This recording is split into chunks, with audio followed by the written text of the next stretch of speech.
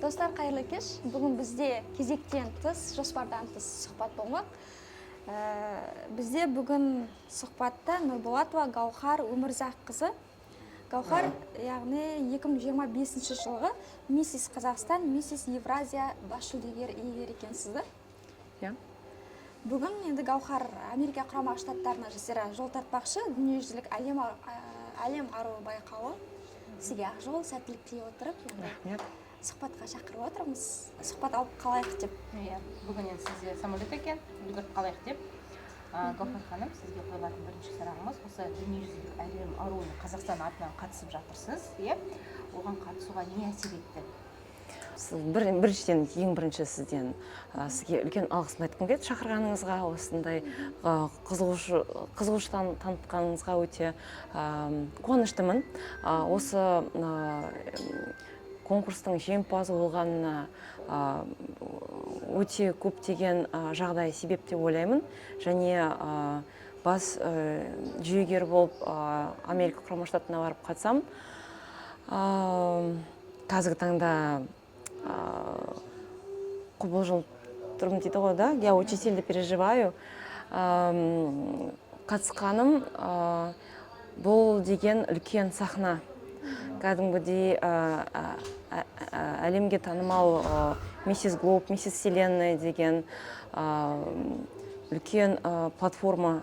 Көптеген елдердің қатысушылары қатысады, көптеген елдердің әйелдері қатысады. Осы үлкен платформаға қатысып, өзіміздің Қазақстан туралы білдіртіп, айтып, Қазақстан әйелдерін таныстырып, соны кішкене көбірек көрсетейін деп осындай оймен қатысып отырмын. Қазіргі таңда Қазақстанға өте үлкен қызығушылық бар. Дастан дейтін блогеріміз бар. Сол ең әлемде ең тревел блогер, ең танымал блогер болып қазір саналып жатыр.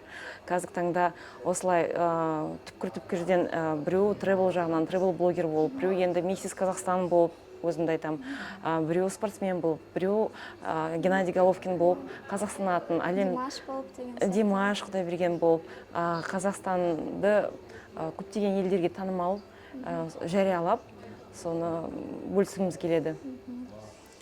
Енді осы байқауда қандай талаптар бар? Жас ерекшеліктері бар ба? Шектеу бар ма жас жағынан? Және бұл Америка құрама штатының қай штатында болады? Қай күндері болады деген сияқты? Қандай талаптар бар? Кішкене білдіріп кетейін, бізде мисс деген бар, және миссис деген бар. Осы конкурсты енді шетелде шығарған, олар ханымдардың бір бөлегін 30 жасқа дейін, 18-тен және 30 жасқа дейін жас келіншектерді, қыздарды, сұлу ханымдарды мисс конкурсына қатыстырады. Ал енді миссис деген 30-тан асқан келіншектер, 30 плюс деп қазіргі күнде ешқандай сен 60-тасың, 50-десің, ешқандай бір шектеу жоқ. Ең бастысы кісінің өзінің қаншама өзін көрсете алады, қаншама таныстыра алады, қаншама активный дейді ғой, белсенді болғанына. Баян Алагөзова ханымның жобасы бар ғой, Алтын ханым. Сол сияқты кішкене талаптар келеді екен да бұл жобаға? Талаптар келеді. Әрбір жобада енді жасқа бөлінеді. Спортта ондай бөлетін жағдайлары бар. Ол жастар бір бөлек қатысады. Және классик деген бар. Классик ол 42 жастан плюс дейді. 42 жастан жоғары. Ол спортта да бар. Дегенмен 30 аралығында және 50 аралығында әйел ханымдардың физикалық немесе белсенді және конкурсқа қарайтын көзқарасы бөлек екенін біз білеміз. Соны конкурс категория ретінде бөліп қойған. Классик пен енді стандарт. Сол бойынша әр қатысушы бөлініп өзі қатыса береді. Соған бөлініп, заявкасын тапсырып, ақш-тың Палм Спрингс деген Калифорния штатында 16 маусым күні басталады. Бұйырса Қазақстан атынан біз 14 маусым күні жол сапарымен аттанып баратырмыз. Жақсы. Ал сол жарысқа, байқауға сіз бара жатырсыз ба, әлде тағы барған? Біздің конкурс ол деген, мен айтып кеткендей бөлінеді жасқа қарай. Стандарт, ол мен Қазақстан атынан барам, миссис Қазақстан болып, Қазақстан классик бар, және миссис Кюрви бар. Миссис Кюрви дейтін, ол француз тілінен Кюрви кішкене формулары бар деген ханымдарды білдіреді. 90 деген сияқты. Жоқ, ол 90-60-90 дегенде кішкене үлкендеу, кәдімгідей айтады ғой, изящный, восточный форм дамы, және бізде петит деген классификация бар. Петит деген тағы француз тілінен, ол ең кішкентай. Ол миссис ханымдар метр 60-тан жоғары болмау керек. Метр 50, метр 51, метр 56. Екеумізге қатысуға болады. Осы сіздер миссис Петит боласыз. Миссис Петиттің конкурсында бізге бөлініп қарамайсыз, возрастқа қарамайды. Ол чисто вот ростовой немен. Ол спортта да бар. Спортта да классик бар, спортта да ростовой категория бар. Сол категорияға жатады. И так, 4-5, осы 4 категориямен барамыз. Қазір біз білмейтін өте көптеген сөздер бар екен, термин сөздер бар екен да. Біліп жатырмыз. Алдағы уақытта келесі жылы конкурстан көріп қалсаңыздар, таңғалмаңыздар. Енді келесі сұрақ сізге мемлекет тарапынан, енді Қазақстан еліміздің атынан барасыз ғой?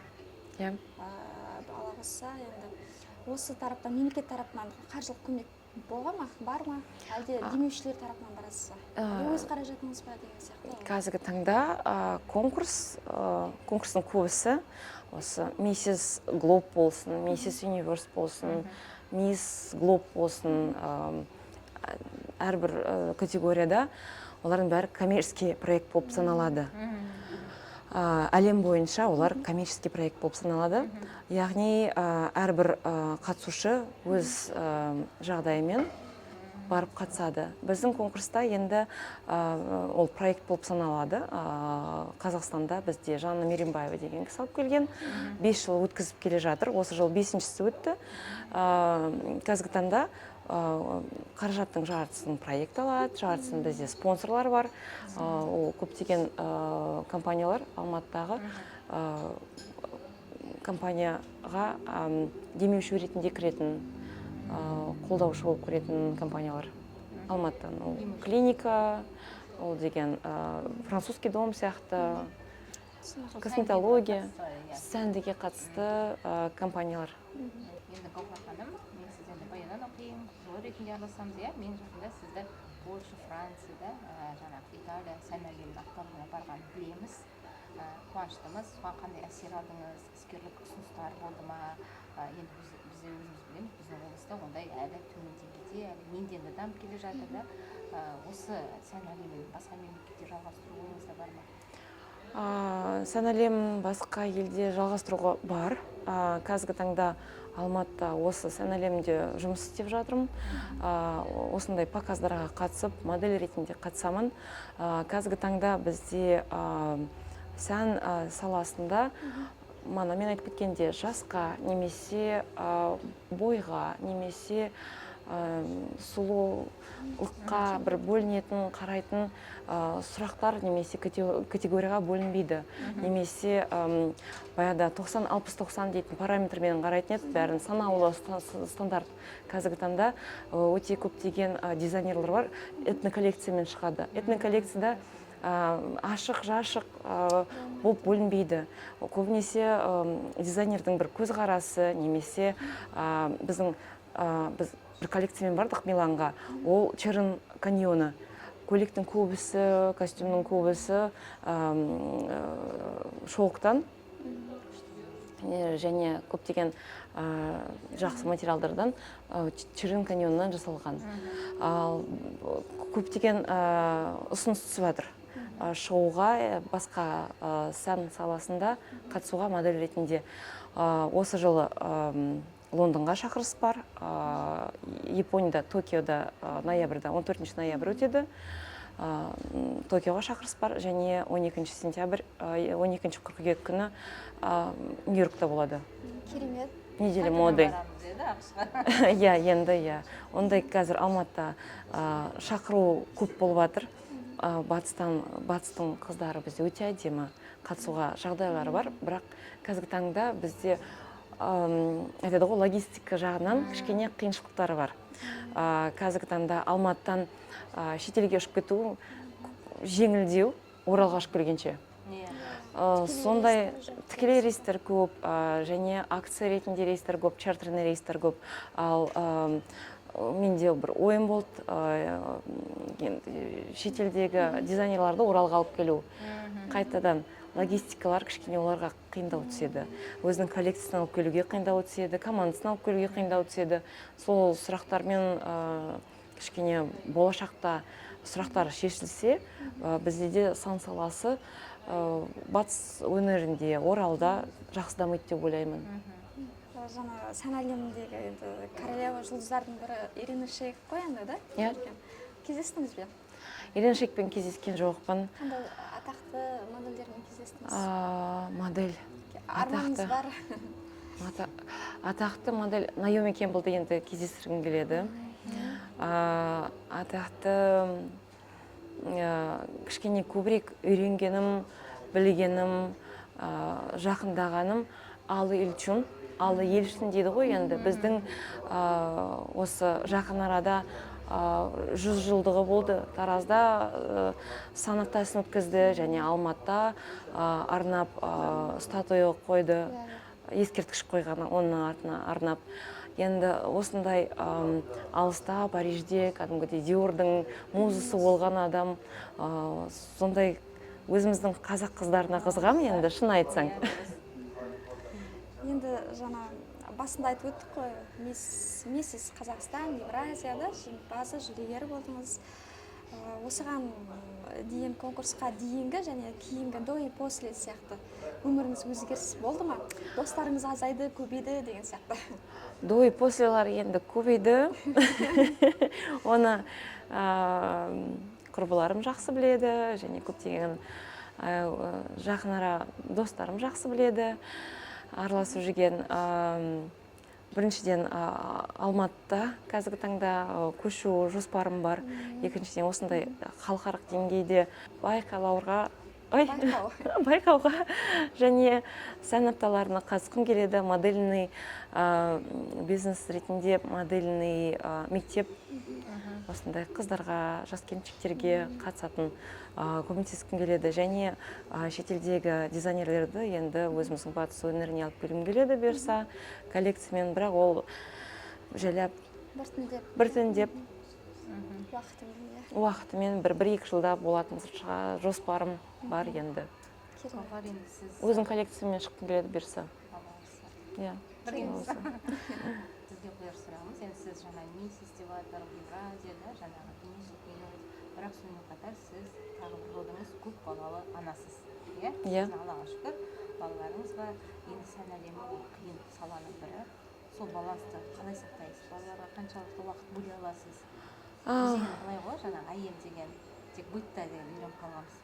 Сол құпияңыз айтсаңыз. Қазіргі таңда әйел деген многофункциональный кісі ғой, ешкімге айтады ғой, никому не секрет, ешкімге құпия емес. Әйел адам көптеген рөлді атқарады, ол профессионал, өзі ана, жары, отбасының енді үлкен-үлкен келіні, мамасы, қызы. Мен де сондай рөлдерді атқарамын. Өте қиын, өзіңіз білесіз, ешкімнің жұмысы жеңіл емес, сіздің де жұмыстарыңыз өте ауыр, баланс ұстау өте қиын, ана болу және отбасыңа уақыт бөлу, көңіл бөлу, жұмысқа шығу, жұмыста да белсенді болу өте қиын. Бірақ қазіргі таңда бізде өте көптеген, енді қазір айтамыз ғой, техника саласында, білім саласында күшті дамығанбыз. Енді ең бастысы мені кәдімгідей қолдап отқан менің жанұям, менің отбасым, мамаларым. Қуаныштымыз. Қуаныштымыз Гауһар ханым, біздің ең басты сұрақтарымыз осы болды. Жолыңыздан қалмаңыз, жалғыз осы тек ақшта емес, басқа елдерде де сізді көре берейік, шарқырап жүре беріңіз, жұлдызыңыз жана берсін. Біз сізге қарап, жаңағы мотивациялап отырайық. Қалмаңыз, иә. Бас жүлдені алып келуге енді ниеттеніп күтіп отырамыз. Келгенде аэропорттан қарсы алып алайық. Айтып дейсің, иә. Біздер енді осында да қарсылап алдық қой, енді сізді жаңағы құттықтадық, алып шығып жатқанда күліп айтып қойып, біздер киіп қараған дедік. Сізге рахмет, уақыт көп. Жаңағы кетейін айтсаңыздар, сөзімізді жерге қалдырмай. Рахмет. Әлемдік видео рекламный роликтерға түсіңіз. Қазір сол роликтерден, рекламный нелерден сіздерді көрейік. Деп айтып отырайық. Үлкен жаңағы нелерден беті болып, әлемдік. Рахмет. Алла осы жеңісті күндерде қарсы алайық сізді. Рахмет. Келіскеніңізге рахмет. Болды, айтылдық қой енді. Өзіңізде қосатыныңыз бар ма? Сізді ортамызға қойып алдық қой. Ұстап көруге болады ма? Да, конечно. Да, конечно. Мен деген үш ұлым бар. Ішімде қыз. Ой, құтты болсын. Соны ырымдап отыр. Осы қызға бұйырсын. Құтты болсын, берсін. Менде де үш ұлдың және бір қыздың анасын. Поэтому, да. Мен қызыма бұйырсын. Иә, сөйтіп. Табуға болады ма? Ренжімейсіз? Да. Менің қызыма дұрыстыр ма? Дұрыстыр, иә. Анда қарап қой. Менің қызыма бұйырсын, ішінде жатқан. Осы кішкентай нелерге де күш соғып тұрады екен, өзі. Екеумізге баруға болады екен. Сен біреуін киіші. Ол үшін маған арықтау керек қой. Екеуміз ұялмай менікі. Жоқ, шын айтсаң, андай айтып тұрмын ғой, ограничение жоқ. Қазіргі сұраныс андай веске немесе бір параметрға қаралмайды. Иә, ол кәдімгідей әрбір кісінің харизмасына өткені біз манағындай текст презентация жасаймыз, шығып 1 минуттың ішінде ағылшын тілінде бір текст айтуың керексің, бәрі түсіну керек. Ішіне қатысатын елдер өте көп. Сол моментте өзіңді көрсете білу керек болып тұр. Иә. Және видео презентация жасаймыз, және әрбір күні өзінің 5 күн болады, бізде конкурс 5 күннің ішінде олар кәдімгідей бөлінеді. Бір күн андай цветочный вечеринка дейді. Әрбір ел өзінің қай гүлді андай алады ғой, символ ретінде алады, сонымен шығады. Біреу мак тағып шығады, біреу Украина подсолнух тағып шығады. Украина уже қатысқан нелерін білемін, осы Грецияға барғанда көрдім ғой. Кокошник тағып, кокошникқа кілең подсолнух тағады. Ал дағы біздікі енді тюльпан, қызғалдақ, иә, тюльпан, қызғалдақ бізде. Қызғалдақ бізде, Турцияда, түрік елдерінде. Бірақ ол бір басқа, бізде еще национальный костюм бар. Национальный костюм кішкене өзгеше әдемі болу керек, бөлінетін шлифмен, андай көргенде Қазақстан деп. Жоқ. Ол неге алдым саукелені? Европаға алдым, қазір басқа саукелен қараймын. Иә. Кофе бірден алдыртайық па? Уақытың бар ма? Бар. Да, давайте.